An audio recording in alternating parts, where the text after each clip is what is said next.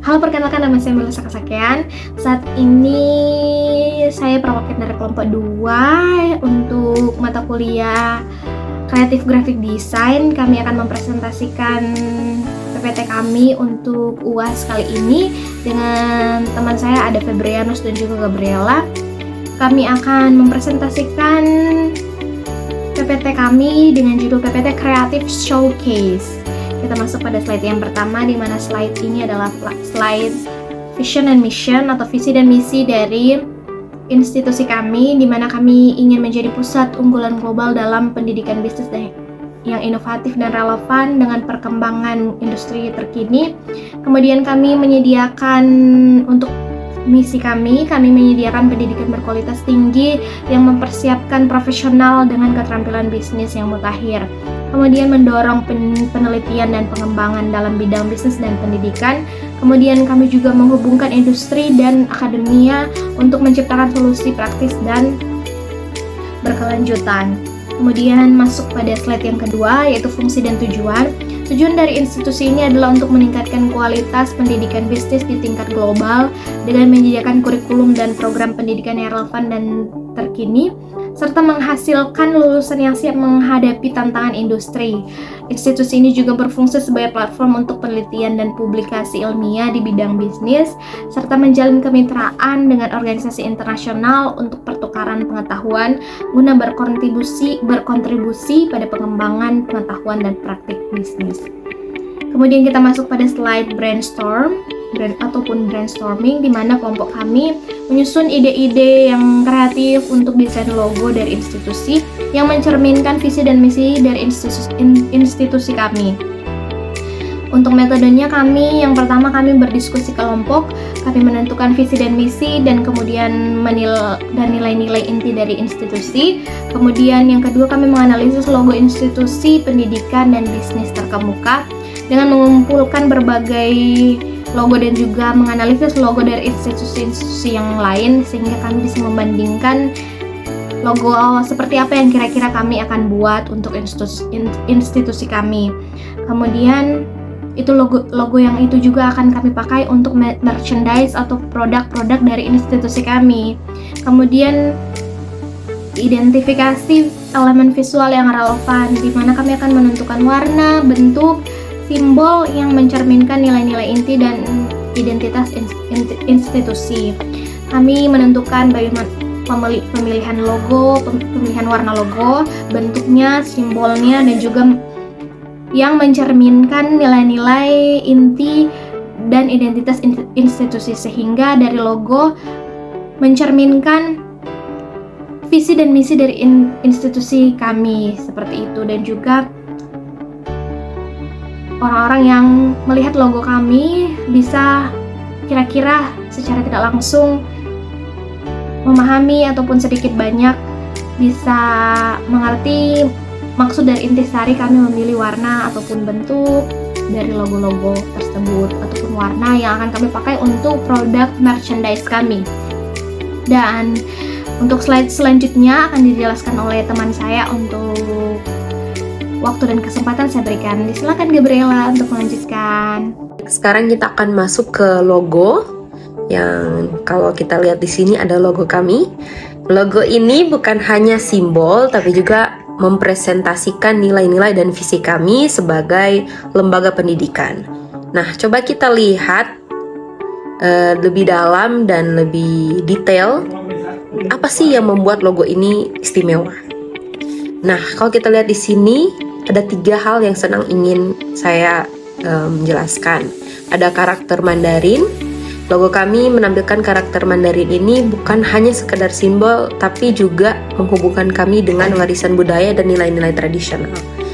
Karakter ini menunjukkan penghargaan kami terhadap sejarah dan budaya, serta memberitakan identitas yang kuat dan unik dalam dunia pendidikan internasional.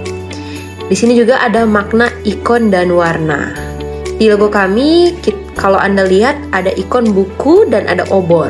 Buku ini mewakili pengetahuan dan pembelajaran, sementara obor adalah simbol penerangan dan inspirasi.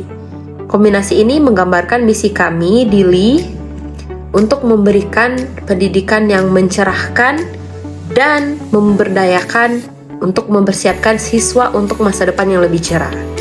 Nah, warna yang kami pilih juga memiliki makna khusus. Ada merah yang melambangkan keberanian, semangat, dan tekad, sementara emas mencerminkan keunggulan, prestise, dan kualitas tinggi. Kombinasi warna ini memberikan kesan visual yang kuat dan dinamis, menunjukkan komitmen kami terhadap pendidikan berkualitas tinggi dan kesuksesan siswa. Selanjutnya kita masuk ke area aman di sekitar logo. Di sini ada logo grid dan area aman. Untuk menjaga logo tetap jelas dan tidak terganggu, penting untuk menjaga area aman di sekitarnya. Jarak ini memastikan bahwa logo tetap menjadi pusat perhatian dan tampil dengan jelas dalam berbagai aplikasi, baik itu di media digital maupun cetak. Kalau panduan gridnya, panduan berbentuk grid yang digunakan untuk memastikan proporsi dan simetri logo tetap konsisten dalam berbagai aplikasi, baik digital maupun fisik, seperti logo timbul atau plank. Grid ini membantu desainer menjaga keseragaman elemen-elemen logo agar selalu sesuai dengan desain asli. Selanjutnya kita masuk ke variasi logo. Di sini kita bisa lihat beberapa variasi logo untuk kebutuhan yang berbeda.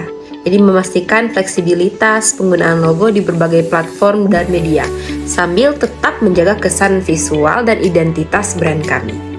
Selanjutnya kita masuk ke warna dan nuansa. Untuk elemen desain lainnya, kami menyarankan penggunaan warna yang selaras dengan warna utama logo. Ini membantu menjaga konsistensi visual dan memastikan logo kami tetap menjadi elemen kunci dalam branding. Konsistensi warna ini sangat penting untuk memudahkan pengenalan brand di berbagai media. Selanjutnya kita masuk ke beda latar, beda logo. Jadi ada spesialnya ya, setiap latar belakang kita bisa sesuaikan logo ini. Nah, kenapa? Kami juga menyediakan berbagai versi hitam putih dari logo kami. Versi ini sangat berguna di latar belakang yang tidak mendukung penggunaan warna seperti dokumen fotokopi atau cetakan hitam putih. Ini memastikan logo tetap terlihat jelas dan profesional dalam berbagai situasi. Selanjutnya kita masuk ke stationery. Untuk mengaplikasikan pada stationery seperti kartu nama dan kop surat, penting untuk memperhatikan jarak aman dan konsistensi branding. Kami juga menggunakan logo hitam putih untuk latar belakang yang tidak mendukung warna. Semua elemen grafis tambahan didesain untuk memperkuat identitas visual tanpa mengganggu informasi penting. Baiklah, selanjutnya adalah contoh penerapan logo pada barang-barang merchandise kami seperti keychain atau gantungan kunci, terus ada kaos, tote bag, dan lainnya.